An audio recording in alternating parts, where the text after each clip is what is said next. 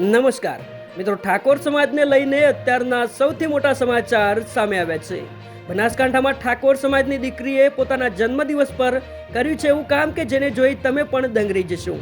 સમાજના દરેક લોકો વિડીયોને અંત સુધી જોવાનું રાખજો, કારણ કે વિડીયો જોયા પછી તમારી પણ આંખો ખુલી જવાની છે. મિત્રો, આજકાલ જન્મદિવસ પર અનેક બનાવો સામે આવતા હોય છે, જેમાંથી આપણને ઘણું બધું જાણવા મળતું હોય છે. આજકાલ જન્મદિવસ પર ખોટા ખર્ચા, પાર્ટીઓ અને મોજ મસ્તીમાં અનેક બનાવો બની જતા હોય છે, જેમાંથી હવે સમાજને બહાર આવવાની જરૂર છે.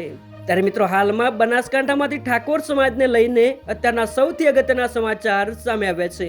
સમાજની દીકરી નિશાબેન ઉમેશજી ઠાકોર હાલ દાંતામાં 108માં જોબ કરી રહ્યા છે.